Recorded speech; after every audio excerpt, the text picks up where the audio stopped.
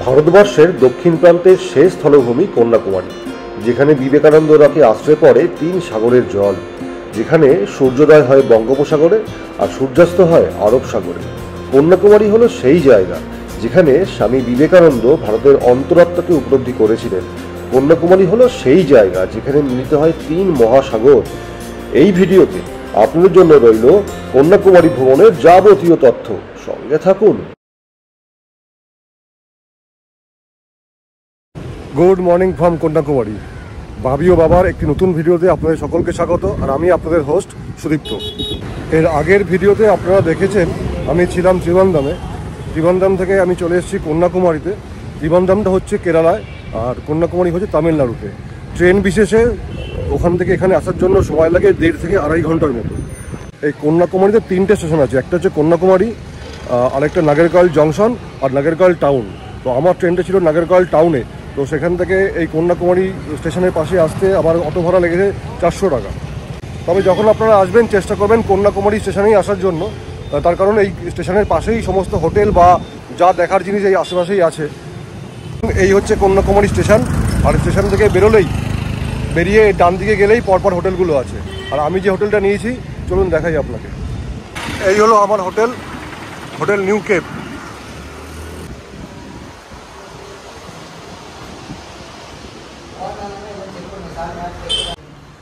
আর এই হলো আমার রুম।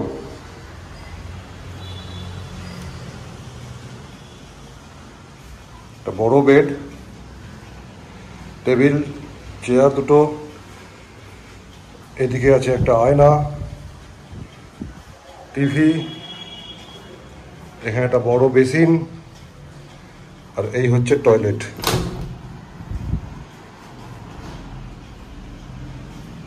টয়লেটে গিজার নেই, তবে রানিং হট ওয়াটার পাওয়া যায়।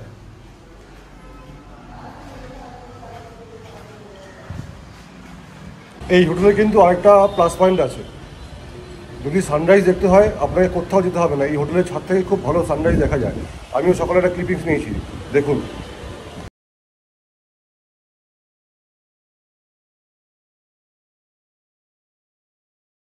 এটা কিন্তু এই হোটেলের একটা প্লাস পয়েন্ট, আপনাকে সানরাইজ দেখার জন্য কোথাও যেতে হবে না। জাস্ট এই হোটেলের ছাদে উঠলেই বসার জায়গা করা আছে, সানরাইজটা খুব সুন্দর দেখা যায়। আর এখান থেকেই কিন্তু দেখা যাচ্ছে বিবেকানন্দ রক। চলুন শুরু করি আমাদের কন্যাকুমারী ভ্রমণ।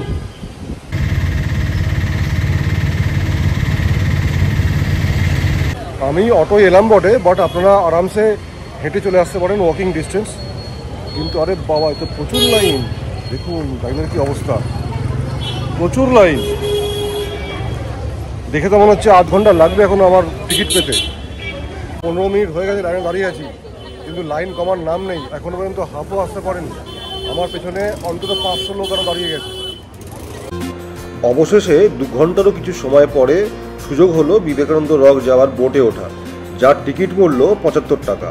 তবে লাইন দিতে না চাইলে আপনাকে নিতে হবে 300 টাকার ভিআইপি টিকিট।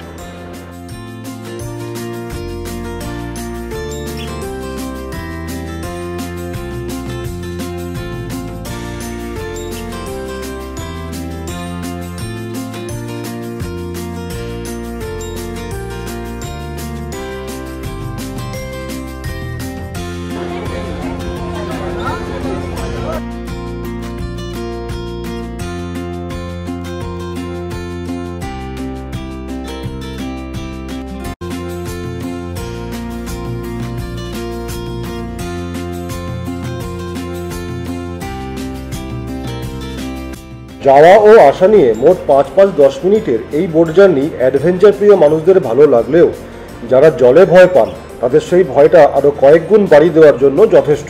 তবে এখানে আমার উপদেশ, বসার চেষ্টা করুন বোটের পেছনের দিকে, তাহলে সমস্যাটা কিছুটা কম হবে।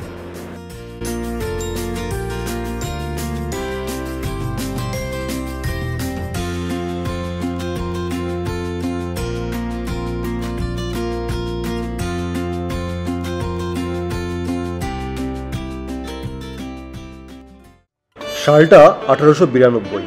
শিকাগো যাত্রার ঠিক 2 বছর আগে স্বামী বিবেকানন্দ বেরোলেন ভারত ভ্রমণে। হিমালয় থেকে যাত্রা শুরু করে ডিসেম্বর মাসে তিনি এসে পৌঁছলেন কন্যাকুমারী। মূল ভূখণ্ড থেকে প্রায় 500 মিটার দূরের এই শিলায় তিনি এলেন সাঁতার কেটে, শুরু করলেন ধ্যান সাধনা। এখানে উত্তরমুখী অবস্থায় বসে তিনি অবলোকন করতে লাগলেন সম্পূর্ণ ভারতবর্ষকে। 25, 26 ও 27 ডিসেম্বর তিনি এখানে ধ্যানমগ্ন অবস্থায় ভারতবর্ষের অন্তরাত্মাকে উপলব্ধি করেছিলেন।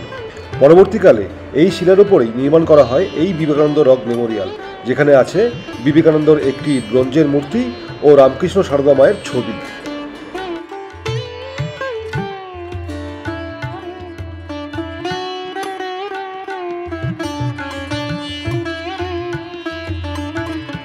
এখানেই আছে কন্যাকুমারী মাতার পদচিহ্ন, যেখানে বসে তিনি শিবের জন্য ধ্যান করেছিলেন। আর এখান থেকে মাত্র 50 মিটার দূরেই দেখতে পাবেন তামিল কবি থিরুভাল্লুভারের একটি সুউচ্চ মূর্তি। বিবেকানন্দ রকে এত হাওয়া চলছিল, কোনো কথা বলতে পারছিলাম না। তো এখন অলরেডি 2টো বেজে গেছে, মন্দিরটাও বন্ধ।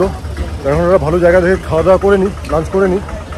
লাঞ্চের পর প্রথমে যাব সঙ্গমে, তারপর মন্দির দর্শন করবো, সবার শেষে যাব সানসেট পয়েন্টে। আমি স্বপ্নেও ভাবতে পারিনি যে কন্যাকুমারীর মতো জায়গায় বাঙালি পাইস হোটেল দেখে যেন আমি হাতে স্বর্গ পেলাম। কি কি আছে মেনুতে দেখে নিই। ডাল, তার শুক্তো, তার শাক, এটা আলু সোয়াবিন তরকারি, আর আছে রুই মাছ। আজকে কাতলা মাছটা নেই, তাই রুই মাছই বললাম। লাঞ্চ কমপ্লিট, ঠিকঠাকই ছিল, খুব ভালো বলবো না আবার খারাপও না, তবে এখানে বাঙালি খাবারটা পেয়েছি, এটাই বড় কথা। এখানেও কিন্তু অলিতে গলিতে পুরীর মতো বা দীঘার মতো প্রচুর হোটেল, আপনারা এসে আরামসে কোনো একটা হোটেল পছন্দ মতো বুক করতেই পারেন। হাফ ডে সিটি ট্যুরও করা যায়, যেটা বাসে করে হয়, যার খরচা 200 টাকা পার পার্সন। এখানে যে সমস্ত ট্রাভেল এজেন্ট আছে বা ট্যুর অপারেটর আছে সেখান থেকে বুক করতে পারেন, অথবা আপনি যে হোটেলে উঠবেন সেই হোটেলে বললেও বুক করতে পারবেন। চার্জ একই, 200 টাকা পার পার্সন। এটা হচ্ছে ত্রিবেণী সঙ্গম। এত হাওয়া দিচ্ছে যেন মনে হচ্ছে আমাকে উড়িয়ে নিয়ে যাবে, ক্যামেরা ধরে রাখতে পারছি না হাতে। কন্যাকুমারীর এই জায়গাতেই বঙ্গোপসাগরের সঙ্গে মিলিত হয়েছে ভারত মহাসাগর ও আরব সাগর, তাই এই জায়গাটার নাম ত্রিবেণী সঙ্গম।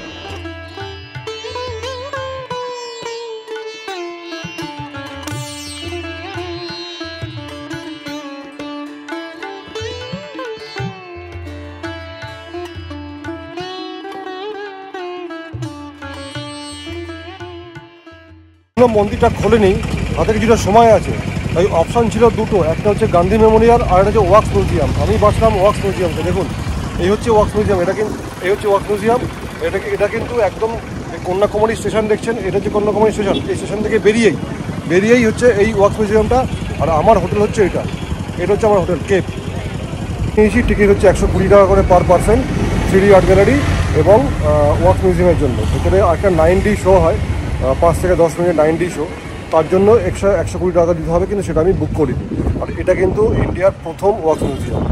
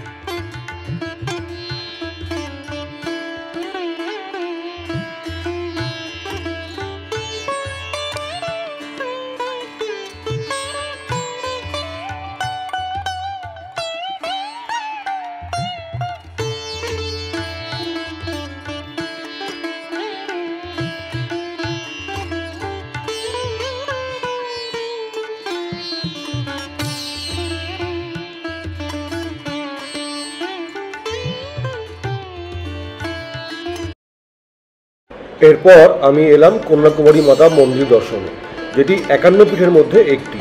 এখানে সতীর ডান কাঁধ ও মেরুদণ্ডের কিছুটা অংশ পড়েছিল। এই মন্দিরটি কুমারী আম্মান মন্দির নামেও পরিচিত।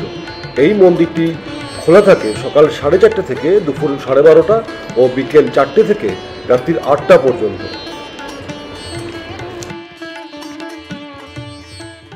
মন্দিরে ঢোকার নিয়ম হচ্ছে ছেলেদের শার্টলেস হয়ে যেতে হবে, যদিও মেয়েদের ক্ষেত্রে কোনো বাধা নিষেধ নেই, কিন্তু ছেলেরা শার্ট বা টি শার্ট যাই থাকবে না সেটা খুলে খালি গায়ে যেতে হবে। সব শেষে এখন আমি চলে এসেছি সানসেট পয়েন্টে।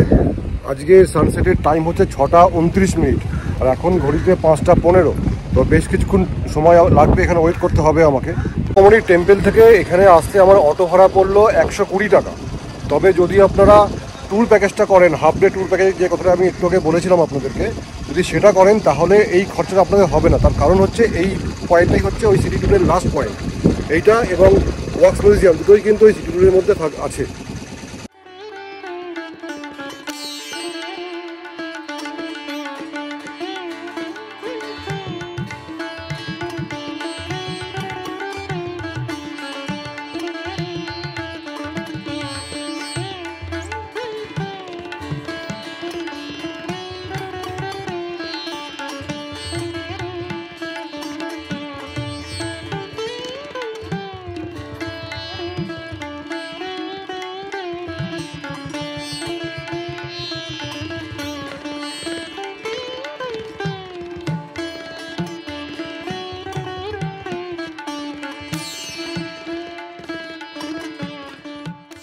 বহু জায়গায় ঘুরেছি, পাহাড় বলুন বা সমুদ্র বলুন, কিন্তু কোনোদিনই সানরাইজ বা সানসেট আমার কপালে থাকতো না।